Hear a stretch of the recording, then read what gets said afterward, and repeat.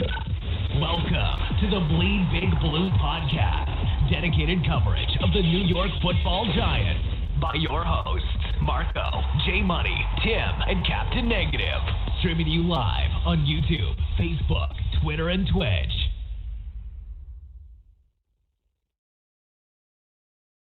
Four hosts, they bout to affect shit like Marco. Addicted to the Giants like it's Netflix and Narcos. The CEO making big moves as per usual. Captain Negative calling everybody delusional. This podcast is like when you take a piss.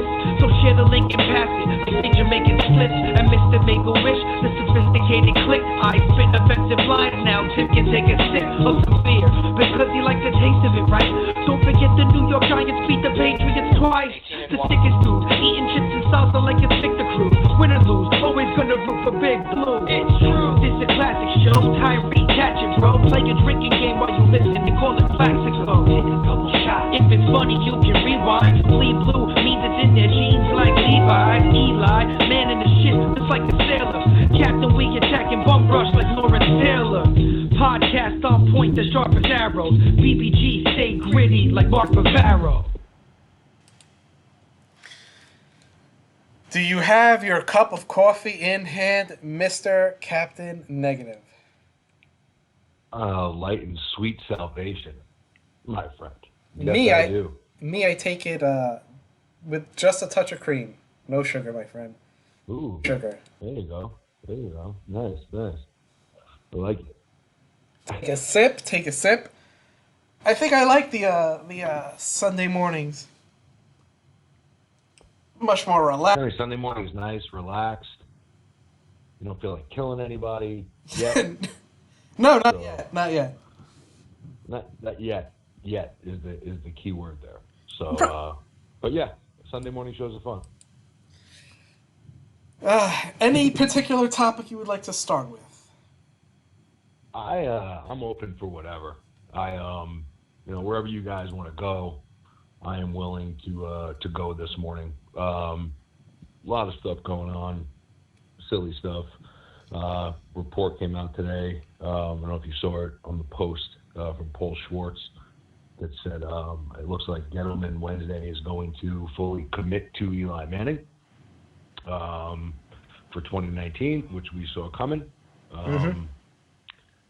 And the closer we get, each day that passes, we get closer to this draft. The more I just don't see them on the same wavelength as the fan base, at least now. And I don't think a quarterback is anywhere on their radar. I think they're going to punt. I don't think they're going to bring in a high pick guy so that if next year goes bad, there's going to be a lot of pressures to see that guy and move Eli to the bench. I think you're looking at another second or third round pick going to a quarterback. And with two picks in the top 100, man, if that second pick is a quarterback, I'm very curious to see what they do and how they do it because it's such a clusterfuck right now. I'm curious to see their plan. I agree with you, but let's play devil's advocate. We knew, I think Gettleman is going to go best player available. I think Haskins is not going to be there because someone's going to trade up. Correct? We're all in agreement. So do I. But let's play devil's advocate. We knew he was going to commit to Eli regardless because even if you bring in a rookie, I'm pretty sure they're not just going to throw, whoever, Haskins, Murray, Locke, Jones, whoever, whatever name, day one. They probably, would have to legitimately beat Eli out. So he's really not saying anything. And he really never does say anything. He'll tell you it's definitely going to be white in one interview, and then the next interview is definitely going to be black. You know what I mean? Well, that's what I'm curious to see because last year it was obvious. Yeah. Like I was pissed when they took Barkley, but I wasn't surprised. It was written on the board, man. And now at 2 you can do that. At 6 you better be a little more coy with what your plan is and what you're doing. I just don't think that they see what we see. And that's a concern. I'm afraid of I that, don't too. know what the fuck they're looking at. I'm afraid of that too. Then I see a lot of beat writers, a few, a few of them who are like, no, it's going to be best player available. The offense scored a lot of points last year. The defense let us down. It's going to be a defensive player. Yeah, but what is that? But Marco, right? Like that is that not just the Giants? Just like that's exactly what Gettleman told us. Right. Right? That's what he told us in the press conference. But if you sat there and watched those first 8 games, Marco, was the defense the problem? Nope. Like the defense was not the problem the first 8 games of the season, and everybody wants to forget the games that fucking got us to 1-7, and all they want to talk about is the games that ended up hurting us more than they helped us. After we traded Snacks and Apple and Collins got correct. Hurt, like I'm correct. So it's frustrating, man. It's frustrating. And the other thing is this is if you thought last year's roster was a Super Bowl roster and you bought the hill of beans that they tried to sell you, then that's on you. Right? Like we called this shit from jump that roster was not good enough to compete. So like what are you adding to the roster this year that you're going to take a 5-win team to a Super Bowl team? And if you don't have the bullets cap-wise and draft-wise to do that and make that jump, are we just not, like, doesn't it feel like next year with Eli coming back and with the chips we have in right now, doesn't it feel like next year's like, to me, like just a waste? I know. If it's another like already. If it's another losing season, I can't take it. That would be what, 8 out of 9? And I just don't see how they could, like, when you look at how bad the defense is, right? Are there enough bullets in their gun to make a significant jump from 5 wins to the playoffs? I don't see it. Like, I just don't think the roster's deep enough. I think they have some nice pieces, but I don't think that they're deep enough to be able to do that. So what are we doing? Like, and if they came out this year, right, and said, okay, they're going to move from Vernon and move from Jenkins and package some of those later round picks that don't have nearly enough value. We only have 2 picks in the top 100 players. So everything else after that, guys, is not really valuable. So if you wanted to wait and try to package a couple of those picks to move and get – so if you're not going to take Haskins and you said to me you're going to take the best player available at 6 and 36, then the plan with the other picks and the chips that you have on the roster better be to acquire picks for next year. Because what are we doing? Someone proposed to me on YouTube yesterday, would you package the number 6 in Vernon for the number 2 pick to the – who has the 2? The Raiders, I think? No, the Raiders have 3. Yes, I would. Arizona. I would, but if I'm the Raiders, there's no way I'd make that pick. Like, if I'm the Raiders, I want so much more for that pick. Like, what am I doing with Vernon on a bad defense? Like, I'm just, like, that's the thing about the Giant fans. Like, they're not looking at it from another team's perspective. Why in God's name, after trading Khalil Mack and not signing him to that deal, would the Raiders be open to bringing in Olivier Vernon at $19.5 million for a cap hit? Like, it doesn't make any sense. If you're the Raiders, you'd be like, okay, thank you for the offer, but I'm holding out. I got the number 2 pick in the draft. Like, somebody's getting an all-pro defensive player or Haskins with this pick. I want a lot more than number 6 and just Vernon. Now, if you told me, like, it's going to cost you, like, to move up, it's costing you both picks in the top 100 and probably young players on your roster because your draft picks suck. I don't think they have the bullets to move up. Unless you're looking at trading, if you and Marco, I'm okay with that. Like, if you said, if you told me that they love Haskins so much and they're sold on this guy, well, if the plan then is say, okay, well, we'll give you 6, we'll give you, our if you're going to hemorrhage everything to punt and say we're going to let the contracts go off, but we got our quarterbacks, I'm fine with it. Like, address the quarterback position. If you're telling me you don't like Haskins and you're going to make some moves to get some picks for the 2020 draft so that you can move up and have the chips to go get the quarterback you want. Because unless we take care of the problem, this is just a waste of time. It's just a waste of time. Everyone keeps on talking about that 2020, and there's a few quarterbacks available. Probably will be available, but that's so risky, man. You don't know where we're gonna be. It's so risky. No, and that's what everybody was like when everybody was telling me last year, like, oh, you can get a quarterback next year or the year after that. It's like, Well, here you're we not are. always picking Here we number are. 2, right? Here we are. Yeah, like you cannot take those situations for granted where there are 4 prospects on the board at the quarterback position and you're picking second, because now if you don't have that quarterback in place, look at it. And if they don't have the bullets to get it this year, and let's say they win 7 games next year, still not very good. 7 games. But you're picking outside of the top 10. Yeah, probably outside 10, right? You're picking outside the top 10, or at 10, or 9 or 10. But that's not where you want to be when you're going for the quarterback, because you're still going to have to trade a shit ton of picks to go up and get the guy. Right. It was not a referendum on Barkley last year. The concern was now. It was looking into the future and going, oh, Christ, what are we going to do with the quarterback position? And here we are. My Lord, yeah, I know. It's so frustrating, dude. I'm so pissed. Like, I'm so furious. Like, this shit, like, I wake up thinking about it. Like, this stays with me. Like, I cannot wrap my head around what they did last year, and I cannot wrap my head around the fact that it seems like they haven't learned their fucking lesson, and they're just like, okay, we'll just go about it again next year. Eli's our guy. We'll bring in Daniel Jones or one of these bums in the back end of the round, and, you know, we'll keep him on our roster for a year, and blah, blah, blah. Like, if those guys were that good, they'd be going in the top 10. And if you're not drafting a guy in the top 10, I don't want him.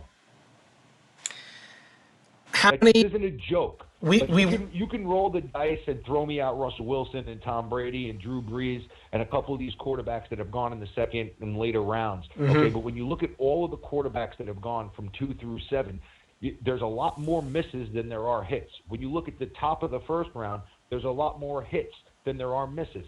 So, like, I'm not looking to get a project. I'm not looking to get a kid that has a lot of flaws. If the kid was that good, he'd be going in the top of the first round. You've been there for 2 years in a row, 2 and 6. That's the problem. Finding a diamond in the rough late quarterbacks is super rare. Look how many mid-level picks that we've taken drafting quarterbacks that don't work out, that you don't even keep on the roster more than 1 or 2 years. Well, that's the other thing, right? Like to me, it's like, and that is why, and again, it seems like we're beating a dead horse here, but it makes you go back and think of these things again. Like, why was Webb cut? Now, do I think Webb is the greatest quarterback in all of the land? No, not at all. But I did see progression from year 1 to the preseason last year when he was taking all of the snaps as the second starter, as the backup, and we were led to believe that he was going to be the backup quarterback up until the final cuts.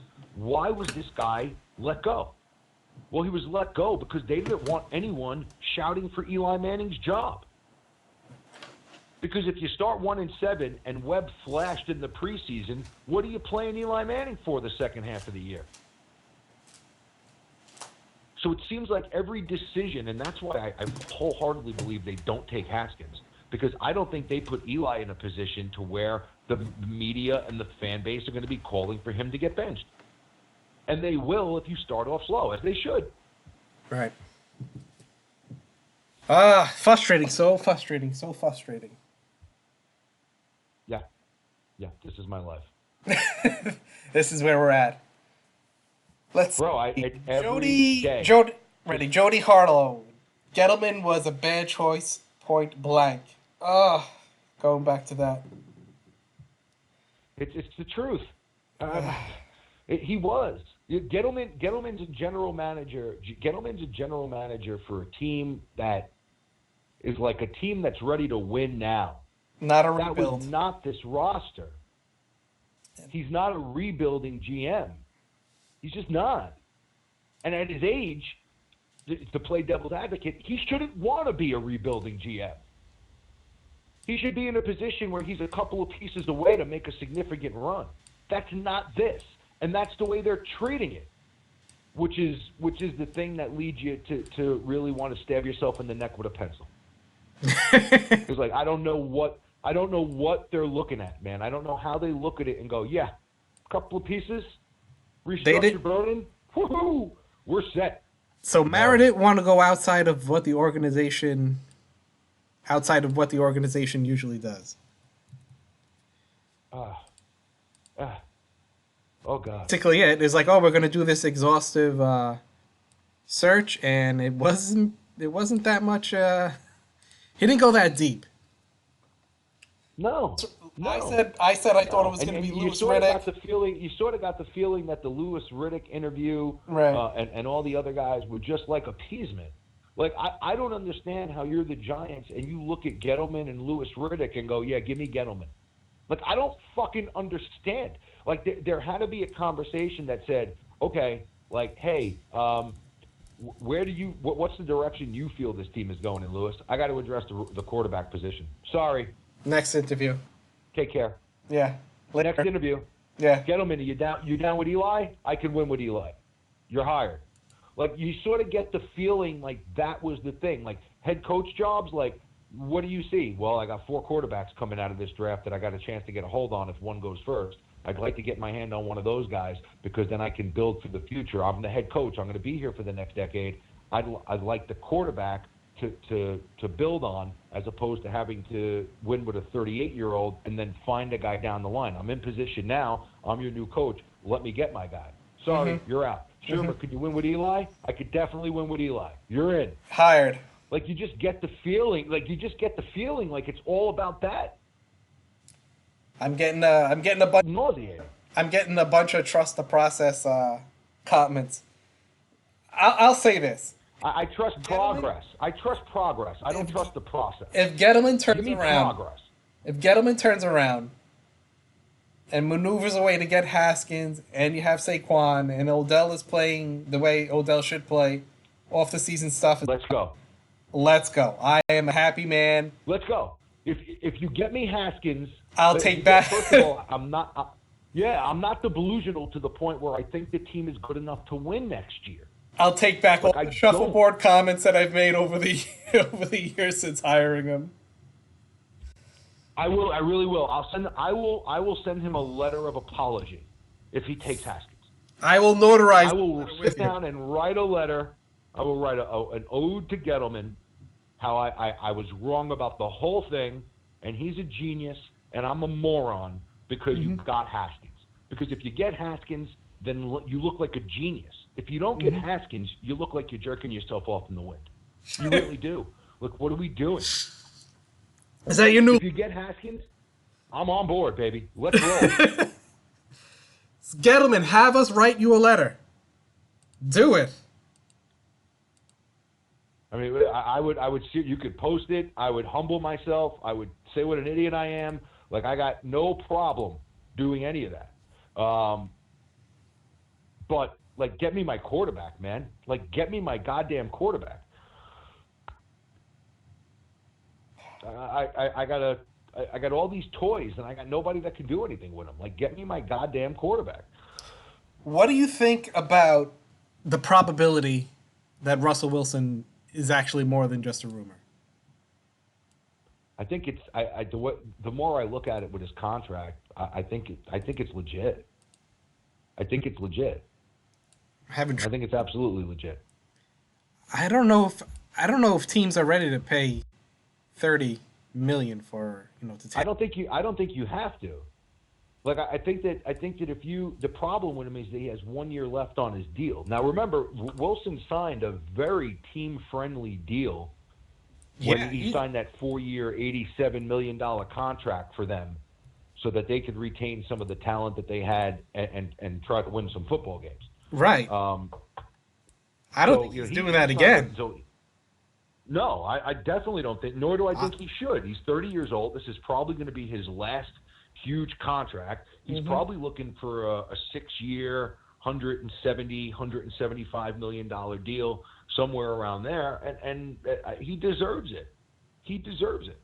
And I think that I think that if he doesn't want to play long-term in Seattle, then you're going to see the strategy where he's going to let them know and say, hey, I'm not signing long-term. feel free to franchise me because this year I'll make 30. Next year I'll make 30 million. And the then year it's after that I'll make 37 million. Right. And then the year after that I make 52 million. So if you want to pay me for the next 3 years before I could walk out the door, if you want to pay me that much money, hey man, I'll play here. But I'm not signing a long-term deal. What do you do if you're Seattle? You trade them. You have to trade them. You can't afford to pay that much money to one player. You have nobody else you could field on your roster. But then another team is just going to have to. Now, if you wanted to play that game for a year, right? Like I could see where you could maneuver the roster if you know that's coming, where you can pay him 30. But when that number jumps from 30 to 37, like you're playing a very dangerous game, paying one guy that much money. So I think it's legitimate. The question is it real that he only wants to come to the Giants? I've had a lot of people come at me on Twitter and Facebook and all this shit saying like, you're going to have to give up a first-round pick because there's going to be multiple teams involved. Well, hold on. Wait a minute. That wasn't the report. The report was not that Russell Wilson there was a list of 6 teams that he was willing to go for. No. Yeah. The report said that he wants to play for the New York Giants. I hear you. All right. So that we got crippled some. Seattle. We got some people waiting on the lines. Let's see. How about that?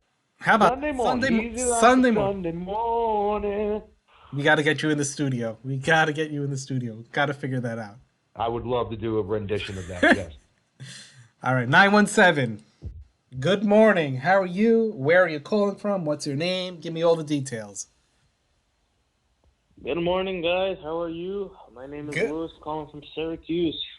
Louis What's up, from Syracuse? What's going on? I want to ask you guys a question. And, Sure. Shoot. Shoot. I've been thinking about this scenario, considering with the kind of moves that Mr. Gettleman has been making. So I thought of this, and I know he's not going to do it because he doesn't have the balls to do it. But I thought of this. Go ahead. I thought James' new favorite. if Gettleman can trade Odell, like I said, he's not going to do this, but it would make sense considering with the kind of Talk to me. roster Don't that we defend have at this yourself. point. You don't have to defend yourself. I'm right. You had me at trade Odell. What do you want to get for him? All right. Where's he going? What are we doing? So I don't have the destination where I would want to trade him to, but I would want to trade him for a variety of picks. I look at what the New Orleans Saints did a couple years ago when they traded Brandon Cooks with those picks. They realized we have a lot of holes in this team. I want to do something a bit similar because for the past 2 years, your team doesn't get better after going 3-13. And they went 5-11. It's not going to get better if you get Haskins. Now they may, like you said, they may win 2 more games, but I feel like and I want him to take Haskins. I think if you get Haskins, you are going into the right direction.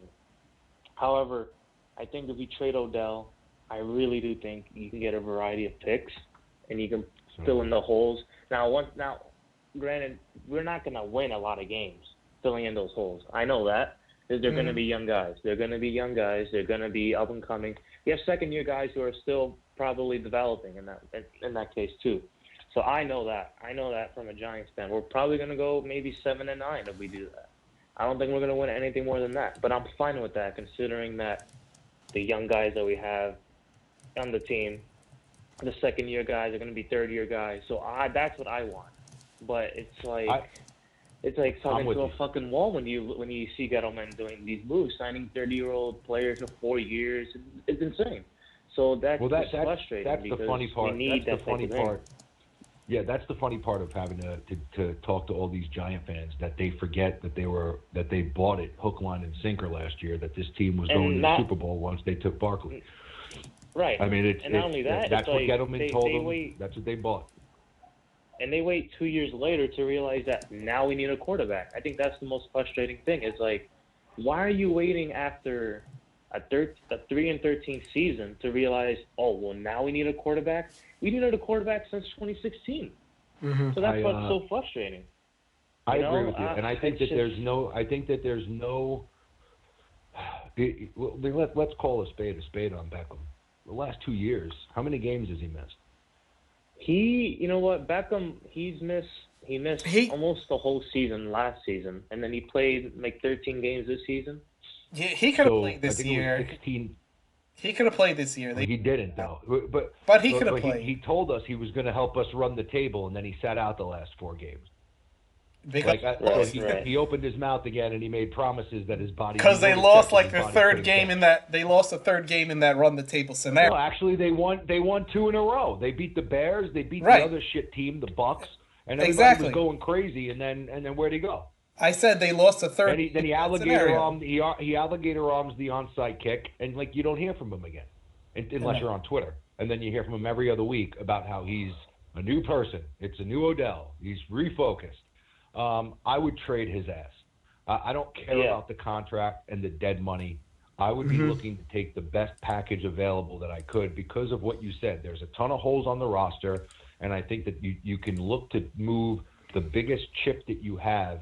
And yes, I think that it's a step back at first, but I think it's one step back to take 2 steps forward. Like if you're telling me that you could acquire a couple of first-round picks, even if you're telling me that you don't love Haskins, right? If you're telling me you don't love Haskins, I'm not taking Haskins. And the idea is we're going to let Vernon's contract, Jenkins' contract, and Eli's contract just roll off the books, okay? But you can still sell me on trading Odell because can I get a first-rounder this year where I can take 2 defensive players and then maybe have a first-round pick next year where I can have 2 firsts to possibly move up and get my quarterback? Like, what's the plan to go get the quarterback in the draft? What's the plan? Right. I need to see something that makes sense that says we're either acquiring picks for 2020 or we're doing what we have to do to get Dwayne Haskins. And I'm fully okay with, like, the last 2 years be what they were. If they finally the light bulb goes off for the front office and they said to themselves, okay, we need to address the quarterback position. If I can see the plan to get the quarterback, I'm okay with struggling. If I have the quarterback on my roster or I know the next season that we're going to go all in to get the guy, I'm okay with struggling because I can see the big picture. I don't want to win. I don't want to have a 9 or 10 win season that's a flash in the pan to get knocked out in the first round of the playoffs when you can see the roster really isn't good enough to get you over the hump. So if we had to start from scratch with some young talent, with some young kids, and build a new culture around Barkley and a young quarterback, like, fine, but do something. Like make a move. This just status quo, what's the definition of insanity, man? Same shit over and over again, expecting a different result. Different results. All right. Thank you, Lewis, for calling. We're going to throw you on hold for a second. We'll get to the... Good call, Lewis. 213-918. What's going on?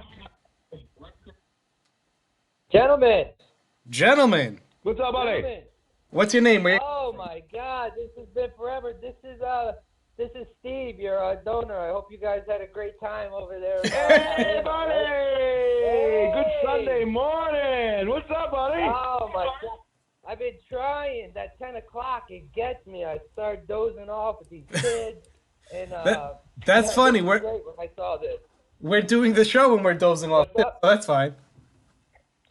Steve, why do you be kind enough? Why don't you since we finally got you on the show, take a couple of seconds here, because I know we got a lot of people in the tri-state area. I know we got people that live in Connecticut that listen to the show, and for what you did for us, honestly, take a couple of seconds here. Tell us about your business, where they can find you online, and what you guys do before we get into the topic. I think you deserve it after how you helped us out. Let us know. No worries. I'll keep it real brief. You're good. I'm from Lower Fairfield County, right over the New York border. It's Fairfield County, Connecticut. That's the county. And basically we do roofing and painting, exterior, interior painting. And my company's Flying Colors Roofing and Flying Colors Painters. And you can What's the find me website where online. they can find? Yeah, where's the website? Tell them the website. I have 2 websites. But they're both linked. But it's Look at you. www.flyingcolorsroofing.com and www.flyingcolorspainters. And if anyone's in Connecticut, hit me up. I'll give you guys a giant discount, and and that's it. How about a giant? Good. A Giants discount or a Giant discount? What are we trying to say? A Giants fan discount. There Steven's we not go. giving away shit. See, after I said it, I was thinking to myself, that was pretty good. Be because- specific. Be specific. Giant discount. Come A into Giants come into fan my web, said discount. the spider to the fly. Exactly. I'm gonna add the S to it. Giant fan discount. There you But, go. There you and go. The question for me for the day is Dave Gettleman delusional about this roster after this lovely? They believed they were going to go to the Super Bowl. I don't care what anyone tells me. They were convinced Barkley was going to make everybody better. They were convinced that overpaying for Nate Solder was going to be the best thing in the world. And here we are. Barkley did better than expected, and Solder underachieved. Well, he's all right. And then we win 5 games, and all you hear about is how bad our defense is. When, for one, the first 8 games, they spent the entire game on the field because the offense couldn't get a freaking first down, and the defense held them in every game. Then he gets rid of 2 key guys, and the defense is tired after being on the field for half the season. And then he wants to turn around and blame the defense when, not for nothing, 2 games, Indy game, Eli had the ball with a minute and a half left. I mean, I'm sorry. He had to go 40, 50 yards for a field goal and couldn't do it. He had the ball in the Cowboy game and had to go 30 yards and couldn't do it. So vintage Eli would have got them in field goal range. So everyone wants to go right to the defense. But guess what? Eli had a couple chances in the first 8 games, and all I'm reading from Gettleman's press conference is everything is great except the defense. Wasn't there a pick 6 in there as well? A pick to end it? Yeah. Well, there was a pick. There was a pick to end one of the Not games. A pick. Yeah. Yeah, it was a pick. I think it was the Colts game or something. Right. He threw the pick. Right. Yeah. It was on a horrible throw. Gettleman, after listening to his press conference, and now, answer me this: if he runs out this year and he grabs a quarterback, doesn't that show that he miscalculated Eli last year? So is his ego going to get in the way? And here's my question. Here's my question, right? Like, you came out like big and bad, Mr. Gettleman, like at the end of the season press conference that, man, you just had a tough conversation with Eli Manning. Yeah. Seems like Eli won that conversation. Yeah, he said he took him in the local. What law did you fucking lay down, Dave Gettleman? Like, what tough conversation that you had? I'm not going to have a conversation about your contract, and I'm going to bring you back in 2019. Like, how tough was the conversation? Yeah, exactly. Here's what I was thinking. Ready for this? I was thinking the other day, I said, you wonder why they didn't put Lauletta in. Lauletta getting arrested was the best thing that ever happened to them. You have Gettleman and Shermer telling us we're going to the playoffs and a possible Super Bowl. Now we can't even win a damn game. Do you think they cared less when we're 1-7 or 2-10 trying to get Lauletta in the game? They could care less if we go in with Lauletta and he loses. They don't want to lose. Their reputations are on the line. They went to Eli and were like, yo, Joe Schmo, we put all in for you. You have to win us some games. You're making us look like fools. They were never going to put Lauletta in. They don't care about him getting some experience and see what he's got. Shermer's loved. No, if that was the case, they would have did it with. If that was the case, even with the clusterfuck the year before, they would have at least let you see Webb for the last 4 games of the season. Like, and that is the disconnect. That is the disconnect that is the most frustrating thing. And how I got this fucking nickname. It's like the stuff that seems very common. It's the stuff that seems very common sense to me drives me up a wall. Like, you can't tell me that after that San Francisco game that season, when we were 1 and whatever the fuck 11, that there was any reason whatsoever. I don't care if little Betty from the Little Sisters of the Poor was the second quarterback. Like, you need to see little Betty play because you're going to have a top 2 pick in the draft next year. So whether it's Davis Webb or who's the young quarterback that's on your roster, like, there's no reason for me to see the 37-year-old that's played for me for 14 years because I know what I have in him. And it seems like they can't, even when the season is a lost cause, bring themselves to say, hey, Eli, is it okay if we look at the other guys? Like, is it okay with you, Eli? We're 1-12. We're 1-12. Is it okay now if we can see some of the other guys on the roster, Eli, or do you still want to play? Steve, You still want to play? I'm sorry, Mr. Manning. Like, it's like the whole fucking thing is run by him. you are dragging this one out. Steve, thanks for calling. I'm going to put you on hold. We'll come back to you. Lines are blowing up. Ready? 613, are you there? Right. Where are you calling from? What's your name? What's going on, brother? Fell asleep. Fell asleep. Needs a little extra cup of coffee. We'll go to 717. Goes off. What's going on, gentlemen? Get an espresso. 717. Yeah, we got you on. Yeah, sorry. Last 2 weeks, I said the Giants are going to go 5-11. Johnny Moralski all over YouTube. I kept saying it. Everyone said I was a fucking idiot for saying that. Turns out I was right. You got to fix the offensive line, and you got to fix the pass rush. I mean, and they should have drafted a quarterback last year. Running backs are a dime a dozen, and most people say it's the 10th most important position on the NFL roster. And you get a whole. I don't trust Dave Gettleman. I think he's a freaking moron. Everyone knew he was going to draft Barkley before the draft, and I don't think he's that intelligent of a player. The coach, GM. We're with you. Yeah. I'm right along with you. Like I said, I think that Gettleman. I think that if you have a team that is in place, and you have to get rid of the general manager because he hasn't gotten you over the hump, and there's a solid roster there, and you need a no-nonsense guy to come in and try to make one or two moves to get you from point A to point B. Gettleman may be that guy.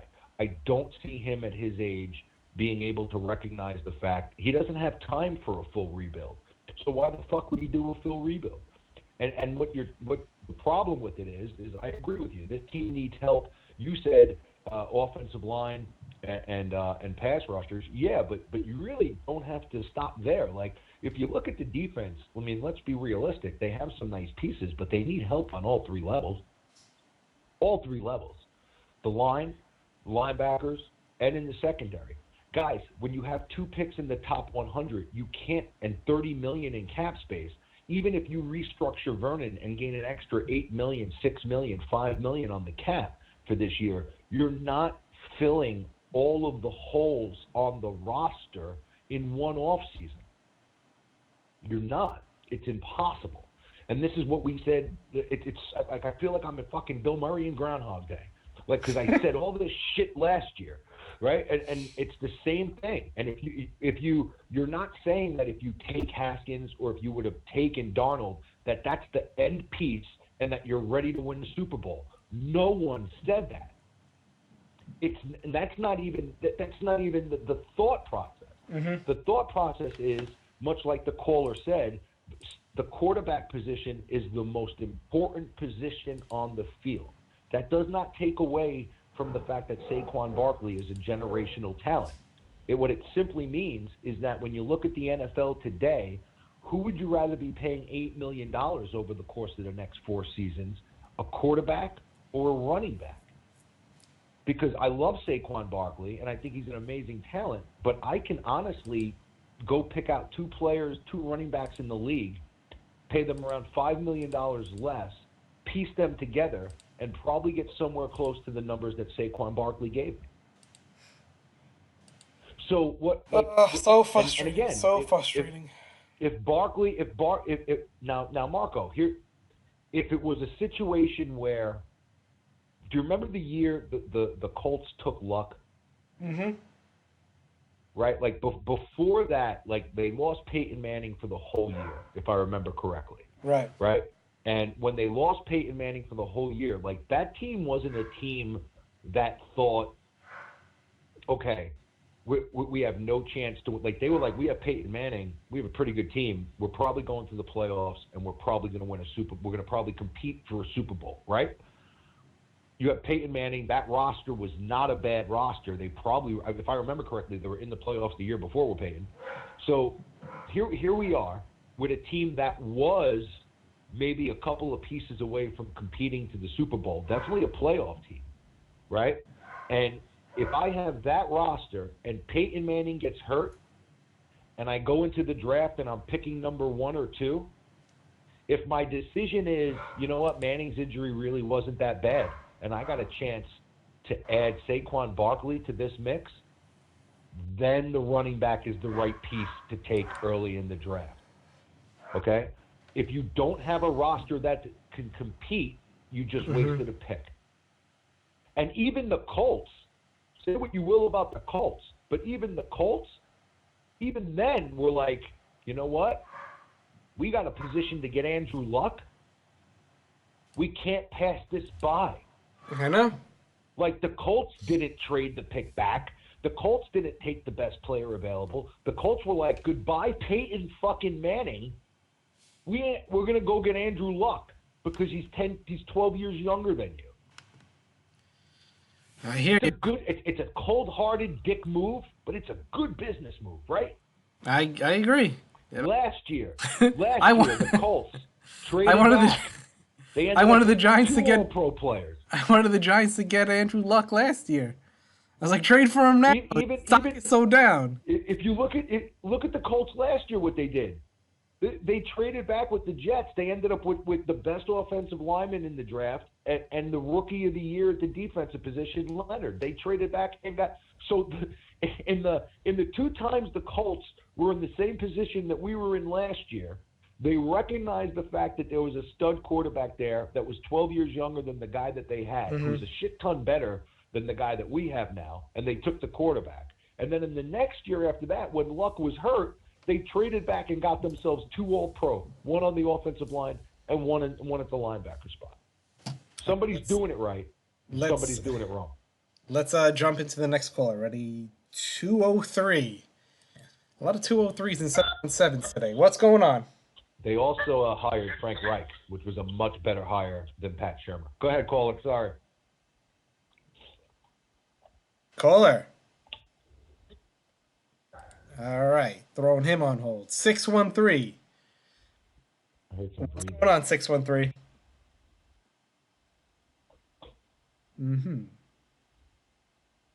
Wow. You think they're scared or they're sleeping?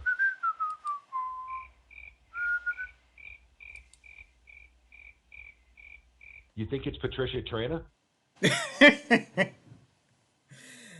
All right. Maybe they're just Or Brandon London? I got into it with Brandon London. Did he play for the Giants? He played for the Giants, right? He did. Yeah. Yeah, I got into it with him last night on Twitter a little bit. He tried to defend Patricia Traina, and I just destroyed him. All right. And he didn't reply. You got scared. All right. We'll make a second attempt. Oh, another 203 number. All right. Ready? 203-446. Do you want me to give out the whole number? Yo, it's Dino. Hey, what's up, Dean? I got a bunch of people calling. Can you hear me now?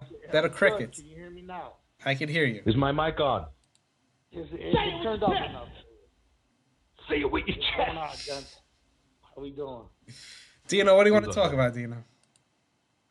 Now, there's a couple things I wanted to touch on, like you guys were saying with the Odell trade. You know, there's a couple things that, I mean, I could go for it depending on the certain circumstances the package dealt with. But can you honestly say, regardless if you got Eli behind the pocket, Haskins, whoever's behind there, that you could put Sterling Shepard in that number 1 slot and be confident he's your X out.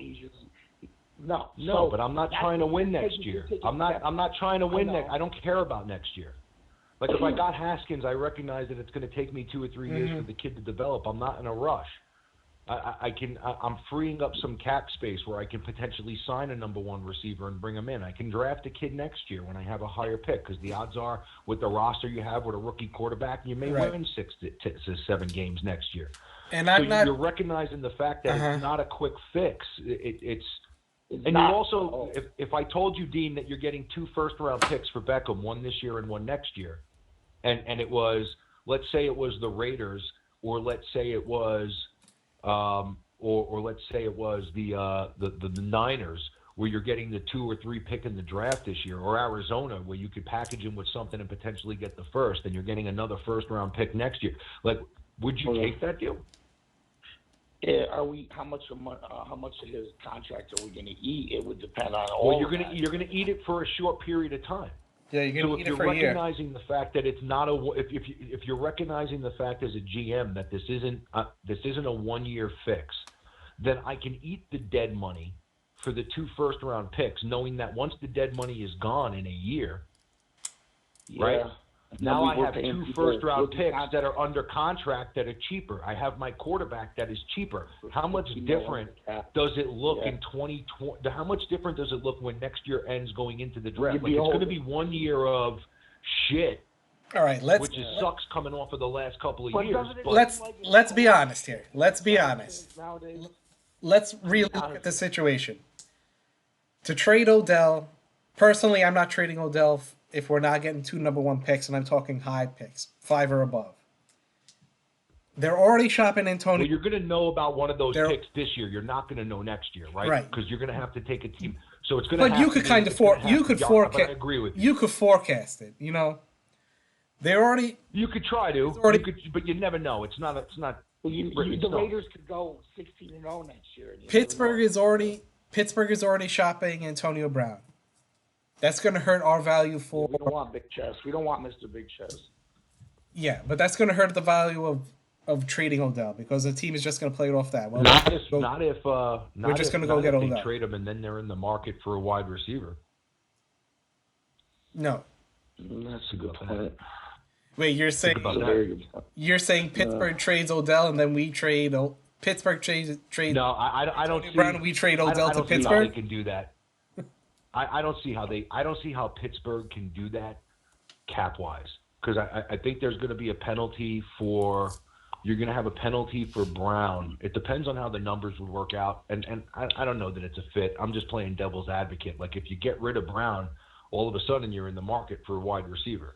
Now you're also I don't know where Pittsburgh picks this year, so you're looking at probably a pick in the 20s. I would assume, right? They were a playoff team. Playoff team. They got to be, or they at least competed to be in the playoffs if they weren't in it.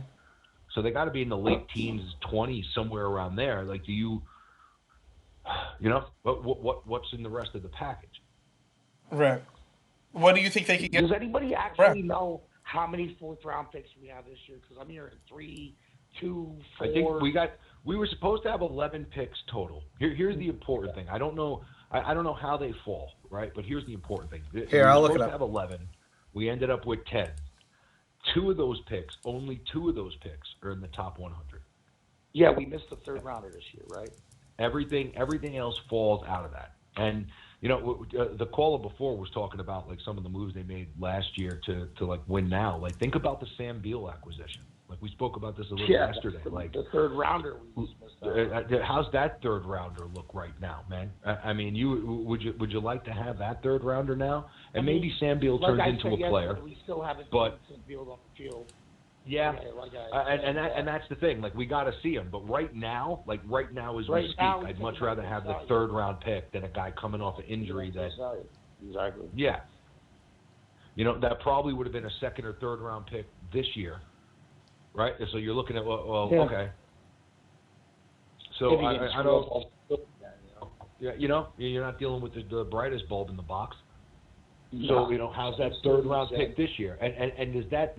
Now, I don't think they are enamored with Haskins. I don't think they want Haskins. But if it was a situation where there was a quarterback they want and you're sitting at 6, how valuable is that 3rd round pick if you have to get rid of pick number 2? Mm-hmm. It's more valuable. Yeah, I mean, that's huge, right? Like, so you're like, all right, well, we have to give up our 2nd. At least we have another pick in the top 75, right? Like, I know, but are we all in agreement that we still need to address this offensive line first and foremost? We can't just throw any quarterback back there with this offensive line. No, well, I don't. Tap no, but the offensive. Here's what the offensive line isn't close to being fixed. Like it's not close. It did make a stretch down that.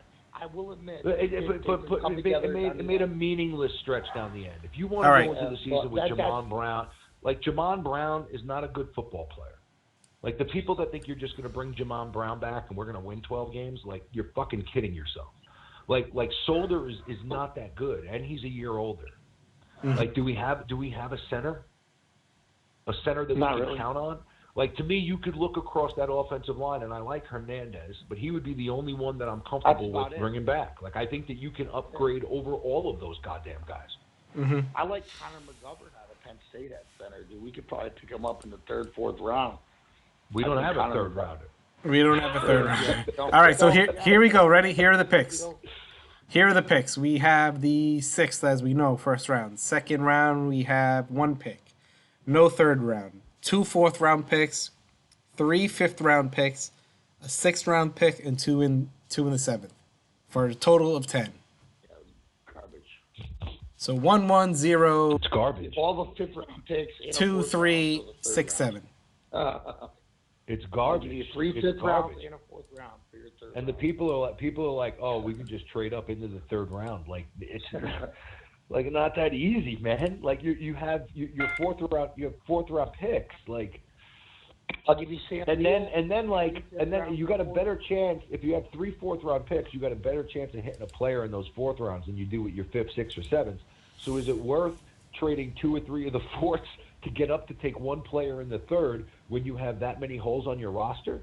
Like, is there that much of a drop-off based off of where you are and how the draft turns out in those in the next 30 to 40 picks, where those picks are going to be sandwiched in together, where it makes that much of a difference, where you're willing to give up 3 dart throws for 1?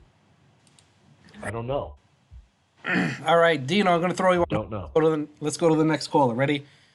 330. Good morning. What's going on? Not much. What's your name? Where are you calling from? Justin from Ohio. What's up, Justin? What's up, Ohio? All right, I know I'm going to get some flack for this, but realistically, are we going to win with Beckham and Barkley together? No. So you either trade one of them or you trade both of them. Well, I'm in agreement with one of them. Like, I would not trade Barkley. You just needs to do. You either have Odell as the face of your franchise or Barkley. You can't have both. Because you have both, you got to pay Collins still. You got to, then in the next 3 years, you got to pay Barkley. And then to me, again, it's not even about. After the next 4 years, you have to pay Beckham again. To me, it's not even about the money. To me, I look at something very telling that everybody laughs at me about, and I go back to the Herzlich quote.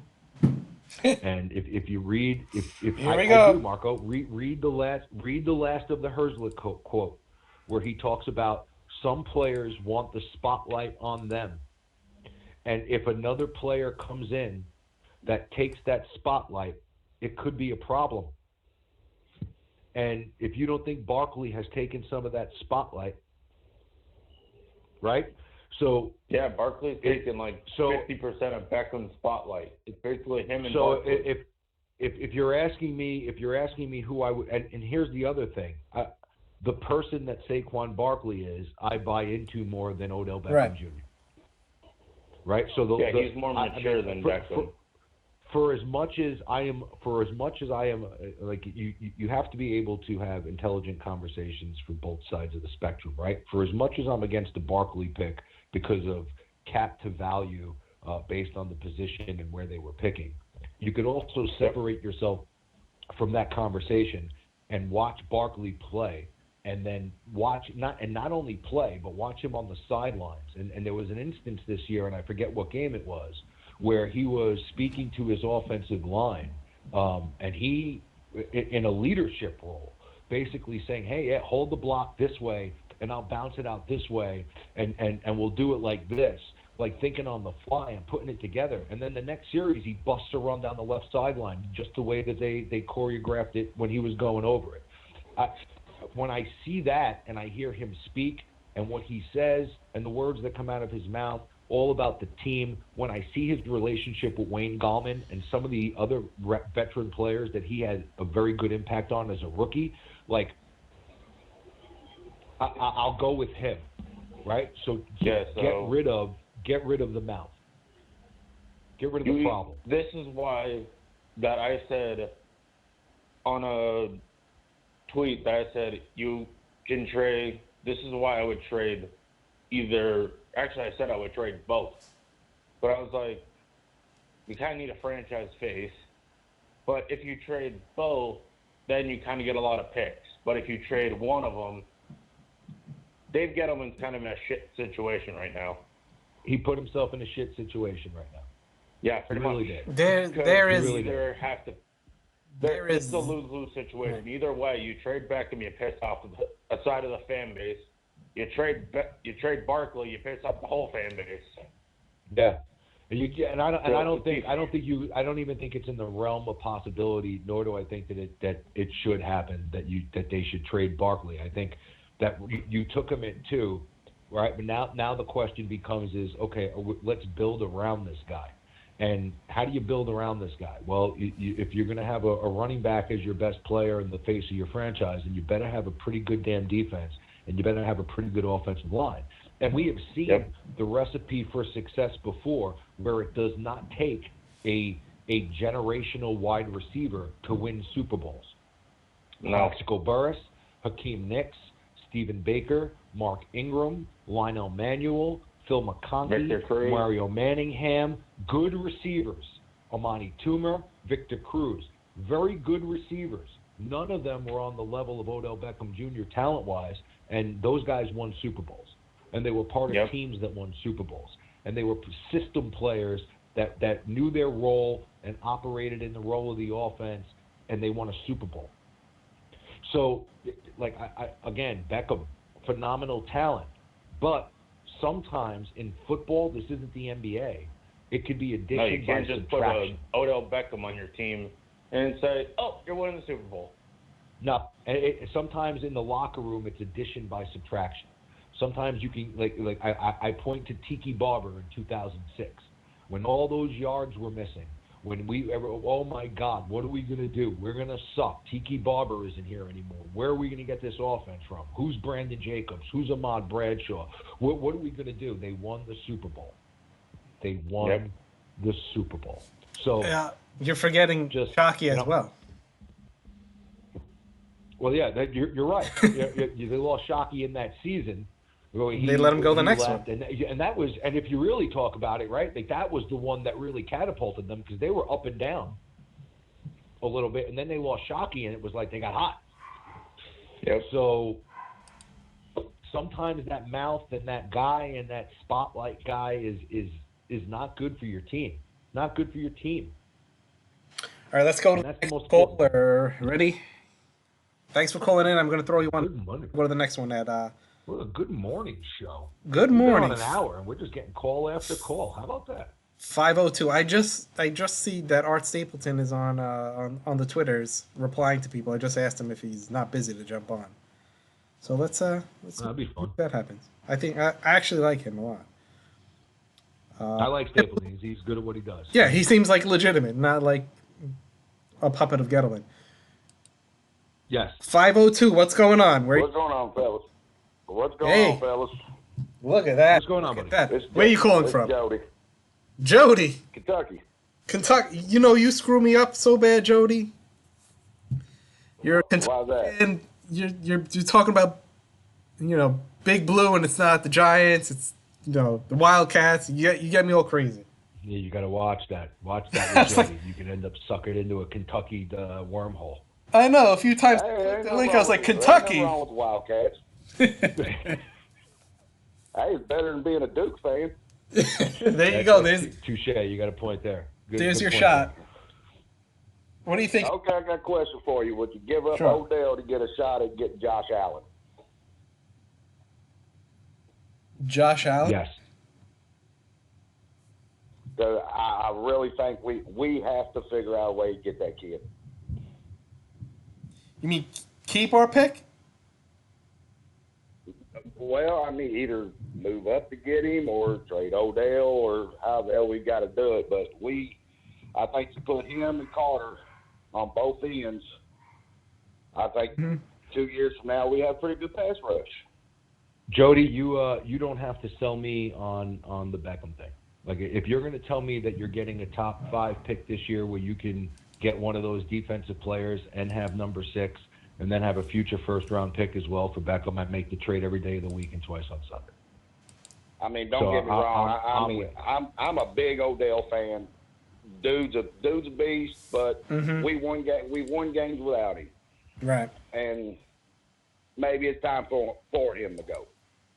Mm-hmm. Well, I don't like Marco. Did you see him on fucking Twitter? Like as soon as the Landon Collins thing broke, as soon as the Landon Collins thing broke, he has to fucking chime in. He just has to chime in. They don't know what they've done. Like who's they? Like what the Giants? Like the media? Like what's your cryptic fucking tweets? I didn't see it. You just signed the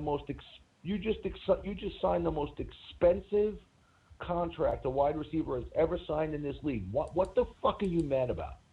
Mm-hmm. What are you upset about? I'm going to keep Collins because it's priceless. Well, yeah, I think they wind up keeping Collins. It might be a little rough for a little bit, but I think they wind up keeping him. I really don't think we should let him walk. So, no, I agree with you there. If you're Gettleman, Curtis Riley and Michael Thomas, right? No, if you're hell no. If you're Gettleman and you said the defense is all to blame and the defense is this and that, how are you going to let your best defensive player walk? Oh my God! What's up? Yo, I can't make this up. Hold on a second. Oh my God, bro. I just went to Odell Beckham Jr. This is the happiest I've ever been since my daughter was born. I'm blocked from Odell Beckham Jr. Are you? I shit you not. I'm blocked from viewing his tweets. You pussy, come on the show.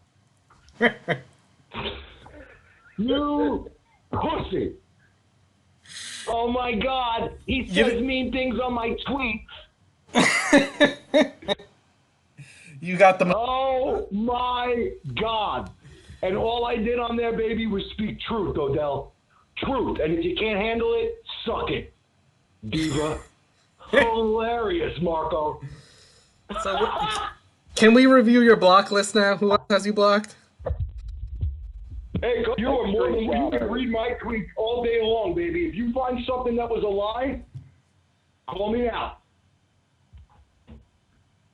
I said on there the three head coaches, 2 GMs, 2 owners, a partridge in a pear tree have sitting this guy down. Coat tape, huge contract. Little Wayne interview. Wait, that's what you put out? Here, hold on. That was a tweet? There's a couple of them. There's a couple of them.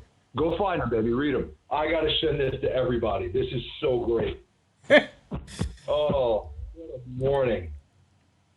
I am...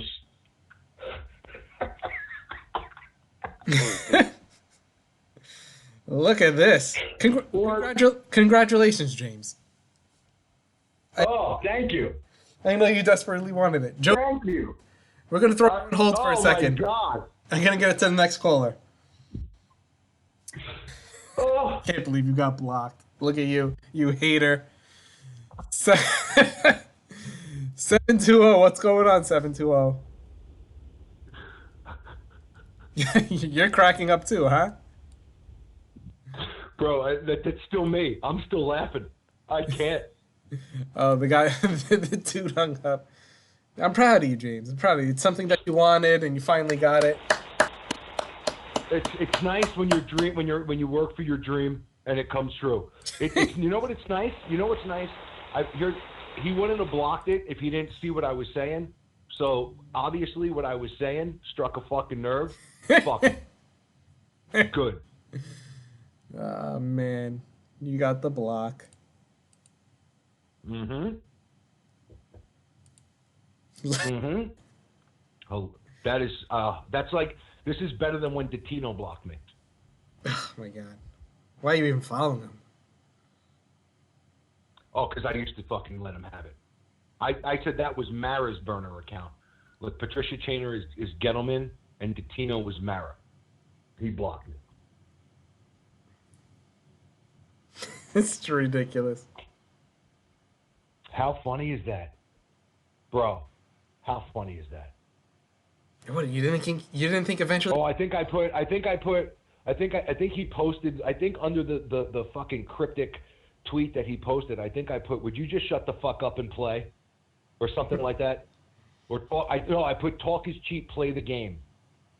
And then I think I said to somebody else on there, it was Giants pride, not Odell pride. Like, you a Giants fan or an Odell fan? Like, come on. Oh my God. I really hope people be wrong, because I really like Odell. I think he's a dynamite player. He is a dynamite player. That's the fucking problem. He's a dynamite player. He's got a $1 billion talent with a $2 head. That's the problem. You know how much I want to love a guy like that? But Marco, I can't. Come on, Odell, prove him wrong. Prove him wrong. I can't stomach it. I know. Here's what I can't stomach. I can't look myself in the mirror, right? Like, I honestly can't. Maybe I'm a sick person, right? But if he played for another team, if he wasn't a Giant, what would I think of him? What would I think of the shit that he's done? And yeah, it's not. He didn't kill anybody, but just it's not one thing either. It's sort of like you're in a 12-round fight and you're not getting hit with uppercuts, but the fucking guy just keeps jabbing you. You just here's a jab, and after 5 years, man, it wears you down, bro. How are you gonna miss a game with a high ankle sprain on a Sunday and be in a dance-off on Tuesday night in a club in Manhattan? I don't care that you went to Miami on a boat trip. Why are you going to post it on social media? Why are you going to be on social media with your shirts off on the field before the game? And if you're going to do that, do you want to catch the ball when the game starts? My Lord, look how this turned out. Oh, I'm so happy we went on. That was so great. And it's not like I can't find the tweet. Mr. Isaiah on YouTube says, Captain Negative, we could have Antonio Brown. No, either. I don't want Antonio Brown. I don't want. See, it's not like I don't like those guys. I don't think you need them to have a good football team. Like, I think they're great to have on your fantasy team. You know, but I don't want those guys in a blue uniform. Like, I'd rather the guy that shuts the fuck up. Like Julio Jones. Like, you don't hear like, he had a little contract dispute, but off the field, like, he's not getting videoed with fucking blunts and blow. Right? Like, he doesn't have to show up on good behavior and say a bunch of things to appease ownership to get his contract. Now he has a dispute now because of the way the last contract he signed and the way it turned out and all that shit. But that stuff, if that was the only thing that if Odell didn't do anything and it was just a contract dispute, but you can see that happen. Strahan had a fucking sit out once. Sure. Through a camp. Like, that shit, that's business. It's the punching the hole in the wall. It's the game in Philadelphia banging your head off the wall. It's pissing like a dog. It's the getting smacked in the head by the kicking net and then proposing to it. It's spearing Josh Norman because they got in your fucking head. It's the Lil Wayne interview after we paid you the most money a wide receiver has ever seen in the league. That's a long list of things, and I didn't cover everything. Right. Odell. Let me scout. Yeah, and Marco, I mean, you could say this. I've said this to you a million times. I said this to you from the Carolina game when Coughlin was the coach. I remember being on the podcast and saying these exact words. The only person on the planet, I've never seen a wide receiver with his talent. Never. And I watched Jerry Rice play. I remember Jerry Rice. I remember staying up at night because we had to play Jerry Rice the next day. Okay? So, I've seen the best. Okay? Odell Beckham Jr., talent-wise, is the best I've ever seen. The only one that can stop Odell Beckham Jr. is Odell Beckham Jr. So this was never about talent. It's about the antics. Cruising 26 says Jones threatened to hold out. He did, but it wasn't that big of a spectacle. I understand. I understand players want to get their money. Let's see. Yeah, I mean, I can understand a disagreement for the money based off of the value and the contract you have when you see other guys getting paid, and it's such a dangerous game, and these guys are getting hurt all the time. Like, if that was the case for Odell, and it was just a matter of him wanting to get paid because of the injuries that he's had and stuff, and there was nothing else, then I would probably be on Odell's side. Big Blue for life. Ready? Captain Everything, you got me so excited. I thought they announced Odell was getting traded or something. Oh. Well, can you? Well, come on the show if that ever happened, bro. Like that's you'll hear me popping bottles. There's been a few times where we've been on the air live and something is broke. The Brandon Marshall being released after we thought that he was the missing piece to a Super Bowl run. You remember that? We were just talking about it, and then we were like, he was released. Go get him. Yeah. Well, we were first on that. The one we talked about him coming to the Giants weeks. Yes. Maybe months before it even happened. He was still a Jet. A Jet. Yeah, we were talking about him, yeah. He was still a Jet. Man, were we wrong on that one. We were like, he's going to get cut. Brandon Marshall's the guy. Wrong. We were so wrong. So wrong. Wrong. Well, we were correct about him cutting to the Giants, but his play we were wrong about. And think about how really, right? Like that wasn't that long ago, right? And think about how positive I was then. Mm-hmm. I had them going to the Super Bowl, bro. I was fucking hooked. I was in. Wrong. Even after the boat trip fiasco, I was in, right? Yeah. Still bought it. See what else we got in the comments. Just draft the QB. I won't let my heart lie to my eyes ever again. Seems so easy. Just draft the QB is correct. My God. It seems so easy. It's like that. These kids today, they may not know this, but it's so easy. De La Soul. That's a phenomenal song. Go peep that out. Check that out on the YouTube, kids. De La Soul? Old school hip hop band, little De La Soul, little song called "It's So Easy." They don't know. And it's not. It's so easy. It's like all one word, like it's ITS, SO. It's so. It's like EEZZY or some shit like that. It's weird. It's all one word and spelled weird, but or it's so easy or some shit like that. Like check it out. Shit's hot. Hold on, James. Let's see if I can find it. I'm dropping knowledge. I haven't heard that. You've heard it before. You've had to hear it before. You're younger than me. I don't even know if you've heard it. Would you even know who De La Soul is? Yes, of course I know who De La Soul is. I'm not that much younger. I don't know. It is not on the YouTube. I don't know. I'm just saying. It has to be on the YouTube. I'm sending it to you. Hold on. I'm finding that. Oh, found it. All right. Okay. I'm going to find the Odell tweet on the internet here.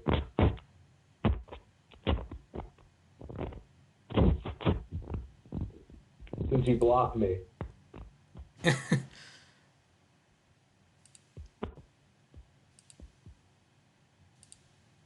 All right. Oh. I got it. Don't even worry. Don't play it. Otherwise, they're going to take everything from us.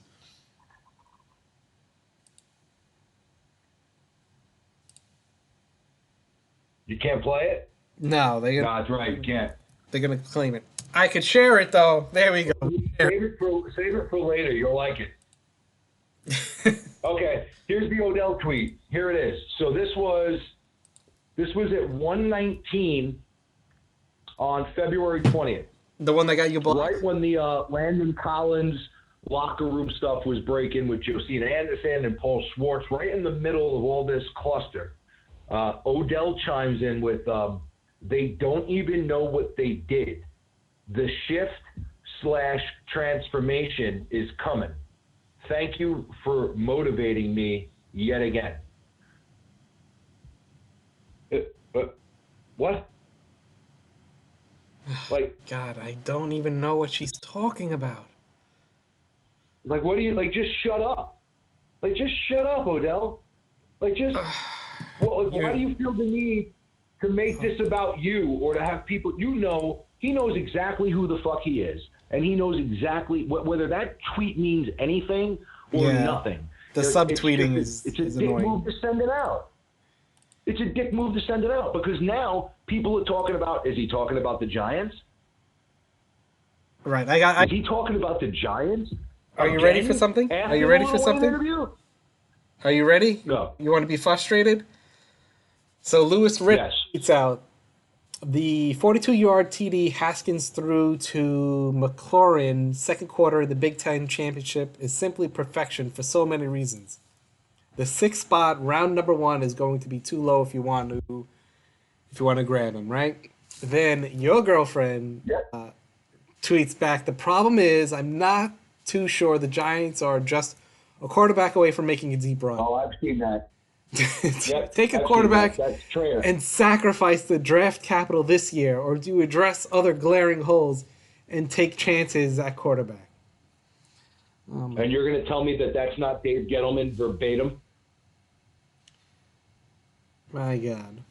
That's Dave Gettleman verbatim, my friend. It's just verbatim. Let's see what else other people are talking about.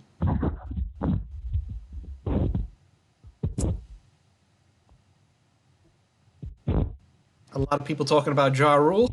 Did you see that? Ja Rule.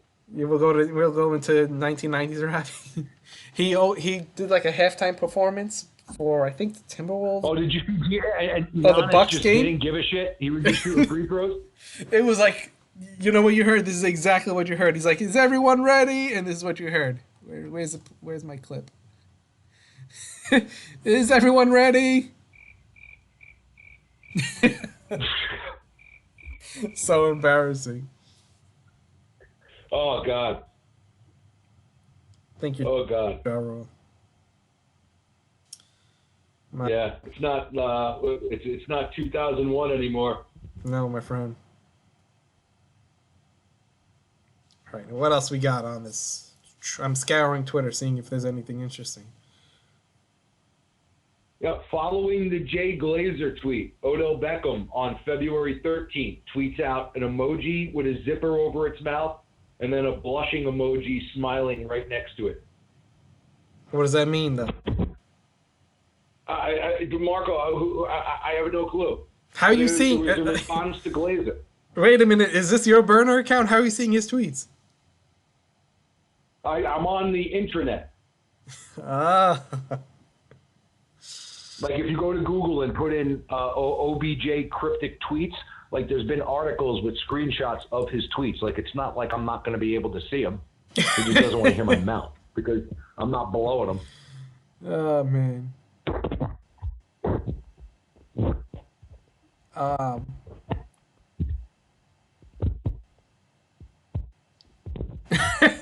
Jody Harlow. Jody, only reason anyone paid attention to John Rule was to see Ashanti's fine ass. I would agree. Yeah, right? And J-Lo. Remember that video? That was a pretty good video.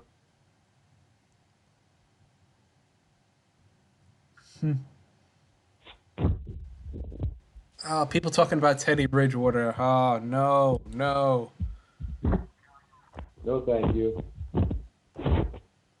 Taking that would be... Wrong. Okay, you don't take that pick. That would be the... Wrong. Move.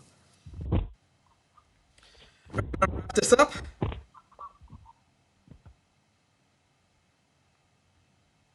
What's up?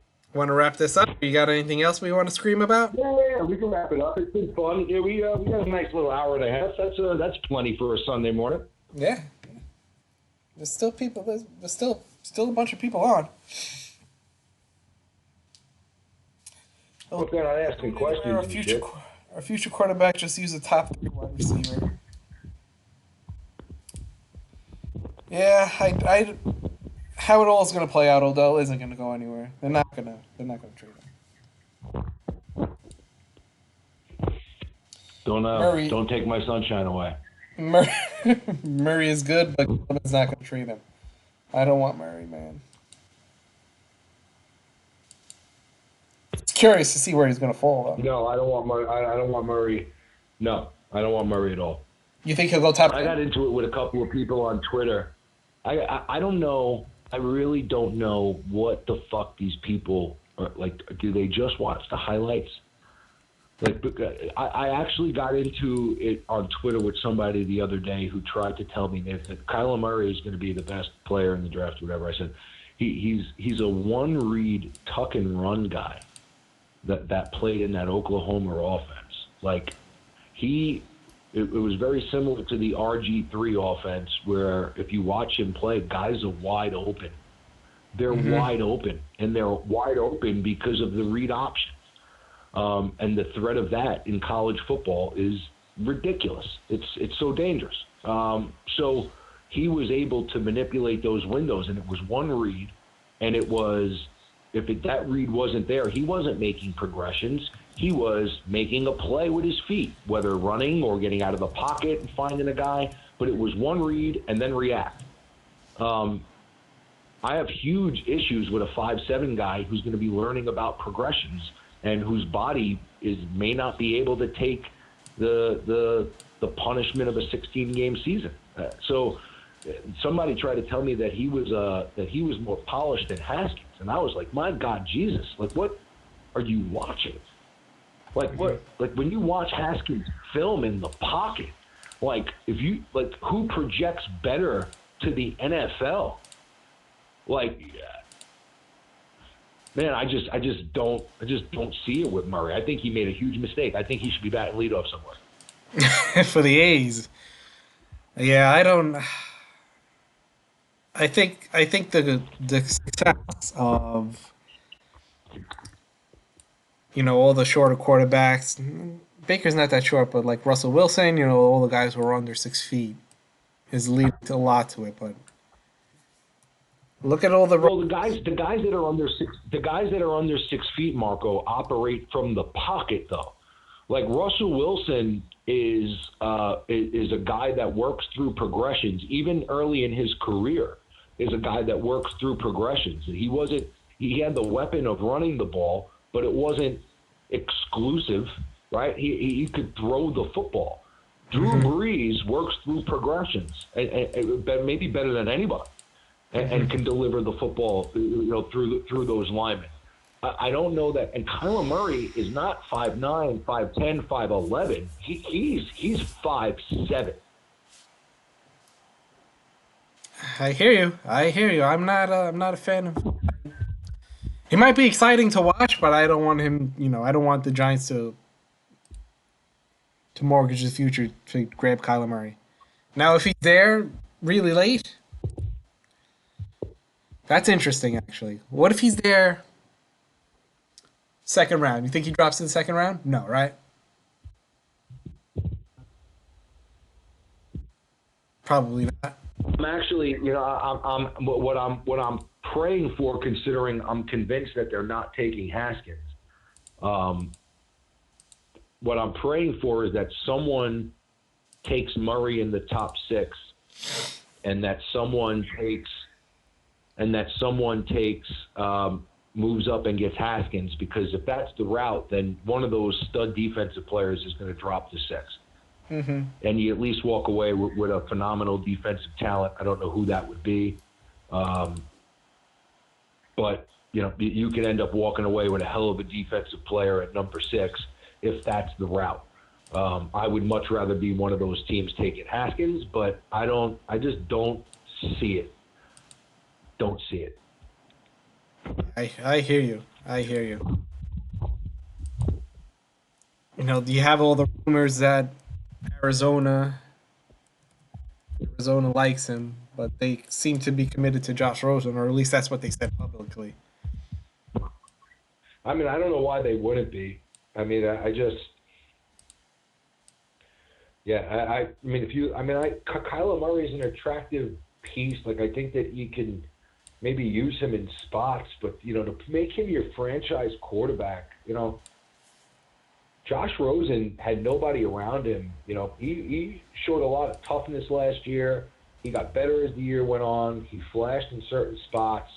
I would be looking to build around that kid. I wouldn't be looking to, if you don't like anybody at one, trade back and do what's best for your franchise. But to move him, silly. In my opinion, it's silly. Who knows? They'll probably fucking take Murray first. And Giants trade up to take Murray. You would go crazy. Oh my God. Right? We have a trade, right? And we go crazy. We're like, oh my God. It's a trade. Right? We go nuts live on the air. It's happening. It's happening. The Giants select Kyler Murray, Oklahoma, quarterback. No. Light the torches. Light the torches. I would die right on air. Light the torch. Done. Oh my God. You would see my heart pounding out of my chest. Bro, I can't take it. Something. I almost had an aneurysm last year. Like, if you could have seen the veins, like, I looked like fucking Frankenstein. Like, if you could have seen the veins in my forehead last year when they passed on Darnold and took Barkley and didn't trade that pick back, oh, Marco, and go back and listen to that if you have it. Like, if you could find that draft clip, like, when they picked it, because you were like, out and about. I don't know if you heard it. Dude, I went crazy. Crazy. I'll kill somebody this year. Kill somebody. I told my daughters, I said the combines this week. They were like, oh, God. It's that time of year again, huh? I was like, yep. They're like, oh, God. Like, they know. He's insane.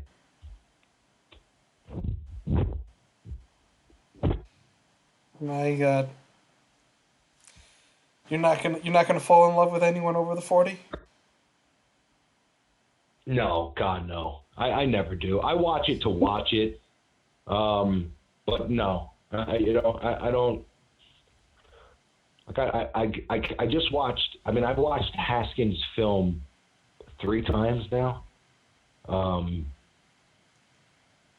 There's nothing that I'm going to see at the combine, good or bad, that's going to change my opinion of him. Just like one bad day in shorts and a t-shirt, or one good day in shorts and a t-shirt, isn't going to really affect how I think about him, because I don't think that you can really get a feel for a player in that scenario. Like, I think that, ooh, he throws the ball really far, or ooh, he throws the ball really hard, but I mean, it's you're throwing to air, right? Like, I'm not seeing how he throws with guys trying to bury him, to puncture his lung by putting a helmet in his chest.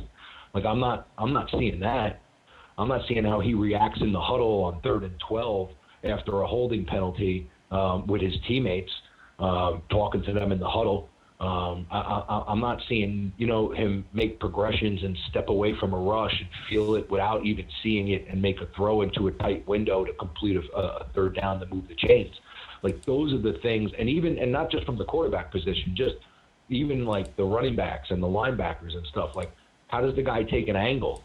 Like does it, like, if I'm looking at a linebacker, it's nice to cone drill and shit, but when the chips are flying and there's bodies all over the place, can the guy make the right angle to the tackle? Like, if you're 4'4" and you don't have the football acumen to read the right formation and play, I don't care how fast you are, you're a step slower. If you don't know how to take the right angle, or how to get around a block, or how to get off a block, doesn't matter how fast you are straight ahead or how quick you can move your feet.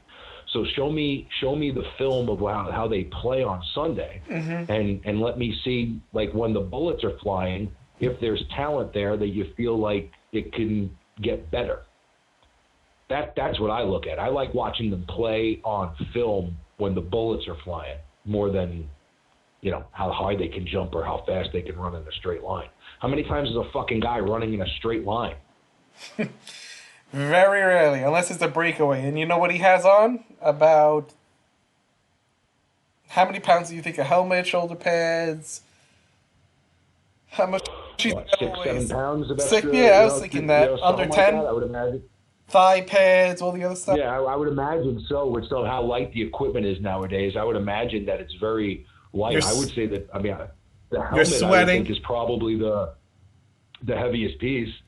But you're right. Like, I mean, third quarter, after 15 carries, you're not running in a straight line. That's what speed. Just to show that I'm not all cold-hearted dick. That was one of the things that really impressed me about Barkley that I didn't see on film last year. That really impressed me that I didn't see it really on the college film that I saw last year was how really physical he was between the tackles. I was encouraged by that.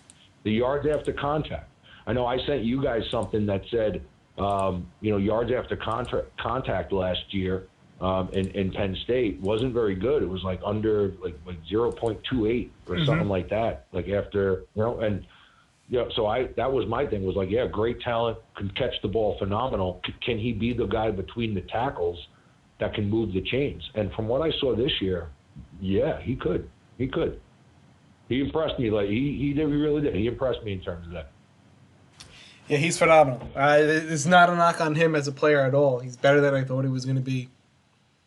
Just phenomenal. It's more about the position. No, it's not, and that's the thing. It's not a knock on it. It's not a knock on him at all as a player. And it was instant. Like I think it was the Jacksonville game early in the game where he tried to bounce one outside, and instead of just stepping out, he lowered his shoulder and he took it to somebody. And I was like, okay, I like it. So he's going to get better. That kid's a phenomenal talent. And again, like we just said it earlier, and we can wrap it up here if you want to, but we said it earlier. If they get Haskins, all the sins of the past are forgiven. Even the Odell one, maybe you'd start talking sweet and get unblocked. I don't know about that. That's on him. That's not on me. That's on him. It's so funny. If he shuts the fuck up and just plays, and plays, no, he doesn't like that. Say a word. I'd be his biggest fan. No, he doesn't like that. He doesn't like that. No, I would. I'd be if he was one of those guys that you didn't hear from that just showed up on Sundays and played, even with the injuries. Like I could understand people get hurt. Like it's not even that. Like I'm not questioning his toughness. If the guy gets hurt, he gets hurt. If he just showed up and shut the fuck up and played, but it's the bullshit. Mm-hmm. It's the shit like blocking somebody on Twitter.